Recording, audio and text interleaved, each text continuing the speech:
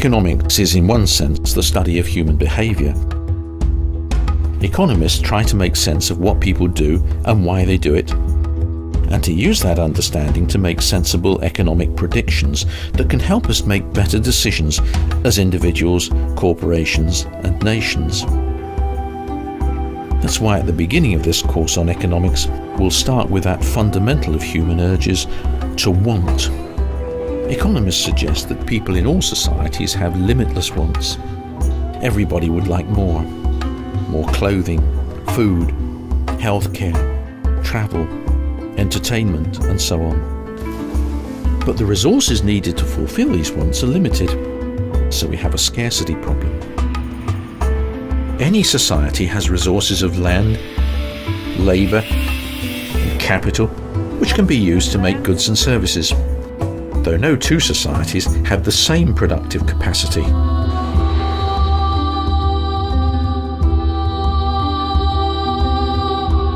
And no society has ever been able to produce such an abundance of these goods and services that all of its citizens feel satisfied with what they have. And this is what we mean by scarcity. Scarcity is the root of all economics. It requires us as individuals, companies and societies to make choices about what to produce, what to consume, how to use our time, and so on. Every concept in economics flows from the idea of scarcity, including the first concept we discover in this series, opportunity cost.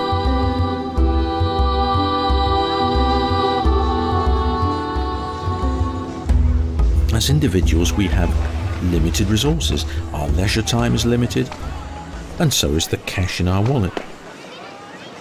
You may choose to ski. This choice comes with a cost. Coming here is kind of expensive, especially for students. Especially all the equipment is like really expensive. I mean, skiing is like one of the most expensive sports you can do.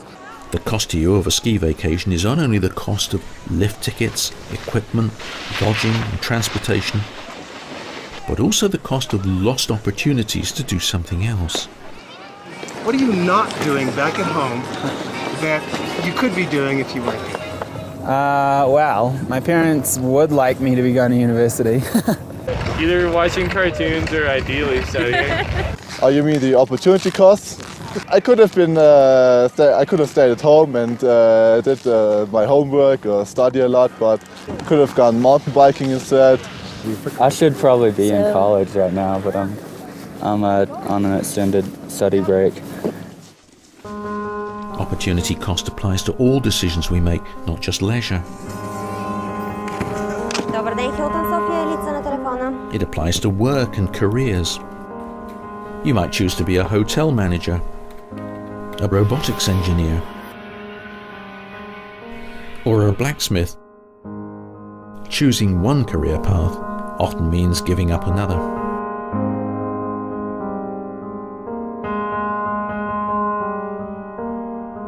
Limited resources and infinite wants force us to choose, and each choice has an opportunity cost.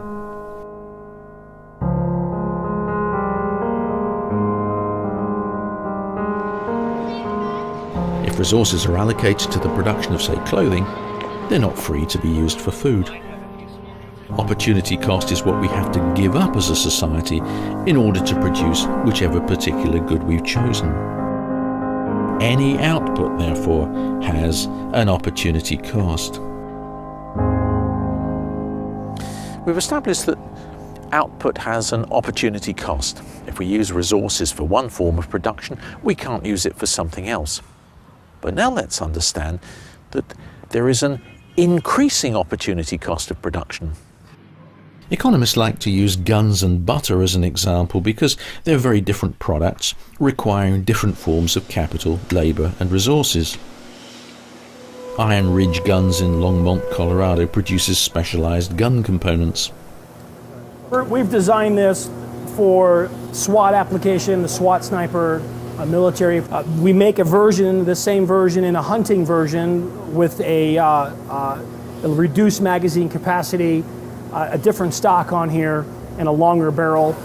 The custom lowers that we manufacture, these are one-piece aluminum block. Extra heavy-duty construction on the sidewall just makes it very durable, takes an extreme amount of punishment on the lugs and in the magazine well. Here's one with the same firearm with a collapsible stock on it. And then here you have one with a fixed stock. The manufacture of guns requires engineering and machining skills, capital investment in computerized machining equipment, and scarce resources such as metal alloys.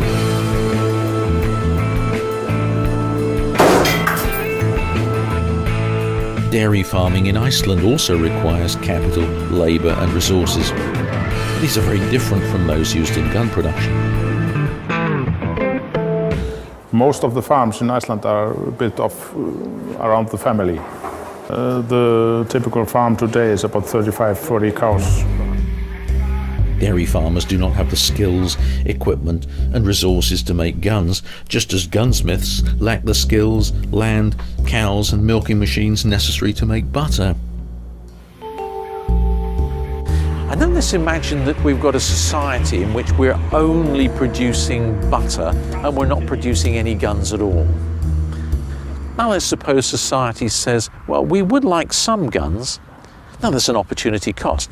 The cost of the guns is the loss of butter production.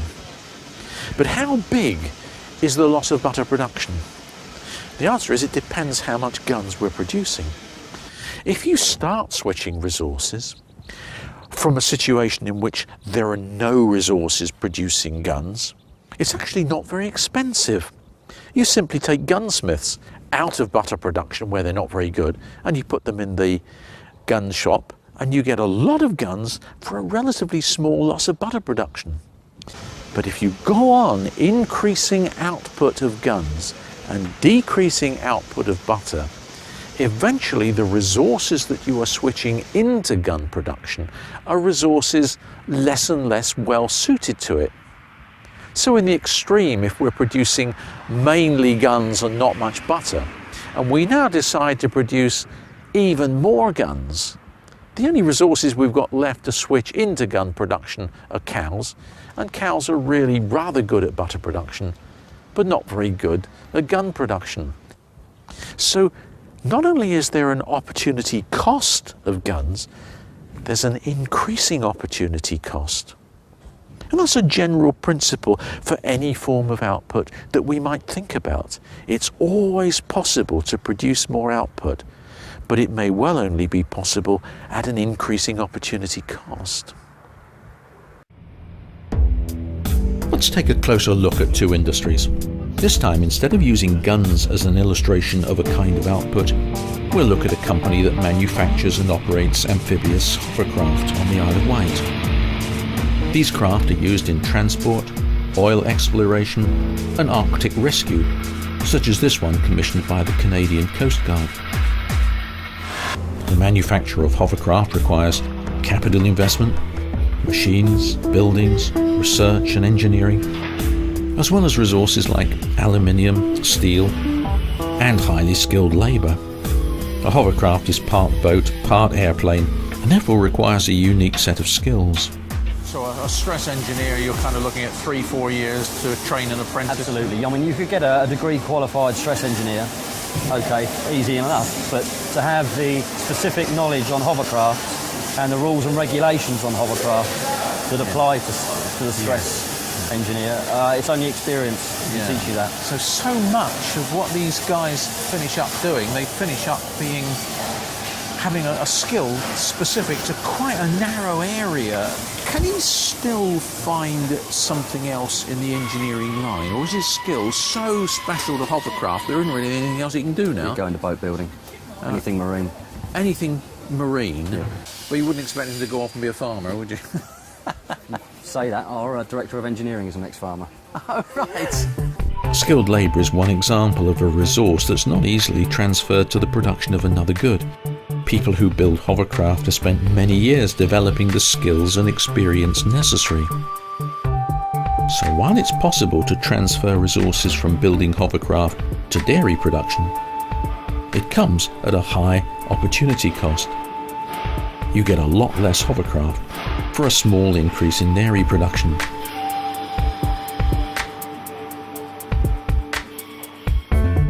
We can see similar opportunity costs on this cattle farm in Hungary. If it wasn't possible to produce the meat anymore, there was a fall in demand for it, what else could they do with these facilities? Could they produce something completely different? It's possible to do further things here, but they should invest some money, and also to focus on other things requires new skills. But it's possible. The place itself is suitable to do other things. So it's possible but difficult to increase output in order to produce something else. Costs a lot of money, new buildings required. So while it's possible to transfer resources such as land, buildings and skilled labour to another kind of production, there is a high cost, an opportunity cost of doing so.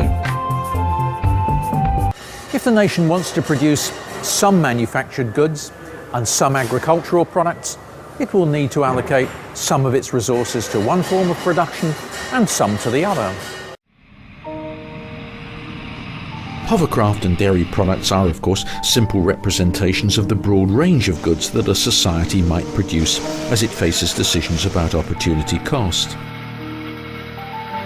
Recently, the UK government decided to allocate more resources to healthcare, but faced the problem that the people best able to produce this output were already doing it. So if we want more healthcare, it's possible, but we have to transfer resources less and less suited to healthcare, and that means we can only do it at an increasing opportunity cost. So all societies have an opportunity cost of producing goods and services. Having recognized this principle, we can think about how we can utilize it in decisions as to what to produce. There are dilapidated factories that produced goods inefficiently or that no one wanted. And there are competitive industries that withered for lack of investment, such as the wine industry. First, the quality of the wine is so low and the quantity is so low that it's not enough to pay the investment from all these big wine. You may count 2 or 3 grapes. It's too small and the quality it's not good. So what are you going to do now? Well, my father and my family plans this September to replace these old vines with new one and just to start my grandfather business again. The wine industry suffered because the planners in the command system chose to invest elsewhere. Every investment has an opportunity cost. Resources invested in one industry are not available to be invested in another. Now that the wine industry is back in private ownership, the new owners face the prospect of investing and rebuilding to meet market demand. The command system produced many failures in Bulgaria. It also produced some successes. Why is the price of an ice cream so much less than the price of a luxury car like a Rolls-Royce? The answer is to be found in opportunity cost. Why should that guy make an ice cream for you? There are other things that he could do with his time.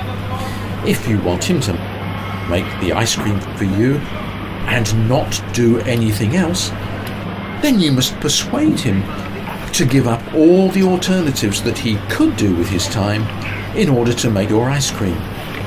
Then you'll have to pay a sufficient price to cover the opportunity cost of his labour. Why is a Rolls-Royce so expensive? Because you want lots of people to produce lots of things in order to produce the Rolls-Royce. You have to persuade all of those people not to do something else. You have to persuade all those people to spend their time making the car for you. Why should they do it? Because in the price of the car, you are paying the opportunity cost of all those resources. So price reflects opportunity cost. It's the key idea about the market system that the price of a good reflects the opportunity cost of the resources used up in production. So one decision about the final output which is going to consumers means a large number of decisions are going to be taken with regard to the production of these intermediate goods. All these plans have to be consistent, and there has to be a large amount of coordination to make it possible. The market solves the coordination problem quite simply. Market prices determine the price of all goods, those consumers purchase, and all the intermediate goods necessary to produce consumer goods. There are market prices for cars, but also market prices for coal, steel, robotics, and the labour necessary to manufacture cars. The transition to a market system proved far from easy. People wanted to buy different things from those the state had planned for them. Therefore, resources had to move from one kind of production to another. Some factories closed down and people became unemployed. It took time for resources to move to other forms of production, and life was difficult. The resulting unemployment left the society well inside the opportunity cost curve. With less output than before, incomes were on average lower. One of the main streets in Sofia, fairly typical scene, lots of people at the side of the road selling vegetables and flowers grown in their own gardens. You don't see very much of this in Western Europe, but then incomes are much higher and people don't feel the need to do such things. So we're looking at a fairly low income society here. And yet, incomes have been growing in Bulgaria and other Eastern European countries in recent years. But the problem is that when incomes begin to grow in low-income societies, most of the benefits tend to go to the higher income groups. And it's only after a period of some years that the lower income groups tend to benefit as well. So even though things are getting better in Eastern Europe, they're getting better very slowly for lots of lower income people. The East German town of Wittenberge, the young sought opportunities in the West, leaving crumbling homes and factories. Others have lost their jobs and see few opportunities.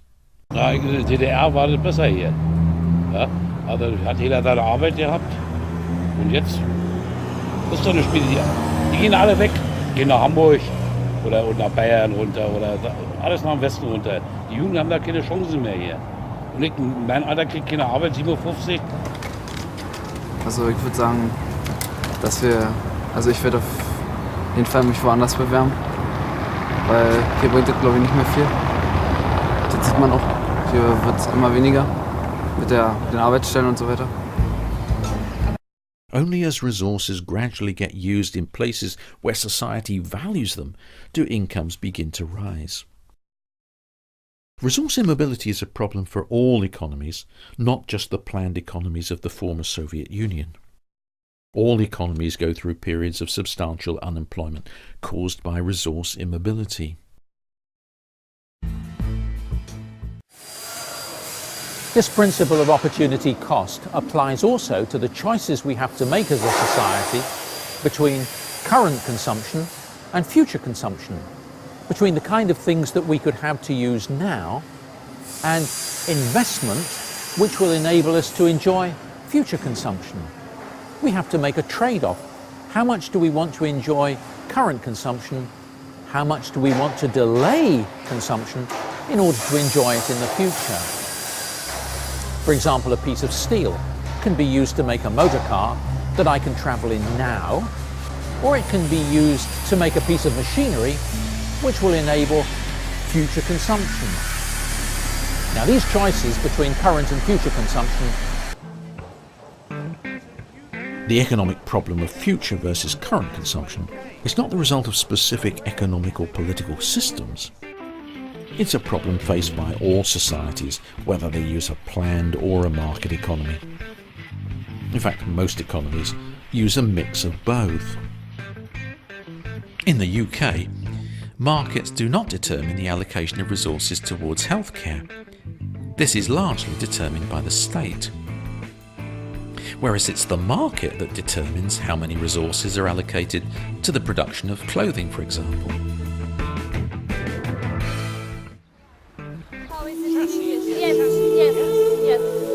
The Bulgarian economy, as it struggles to transform itself into a modern market economy, provides rich examples of many of the principles of economics. Even at the outset of a course, I hope you can see that the Bulgarian economy illustrates for us some key ideas. Resources for a society are scarce. The output we can produce is limited. We need to produce with these resources the things that most meet people's needs and preferences. The principle of opportunity cost is central to this decision. So is the question of how we embrace markets as a means of doing so. As we shall see, markets are far from perfect. But in countries like Bulgaria, they're providing a superior alternative to the command economy of the past.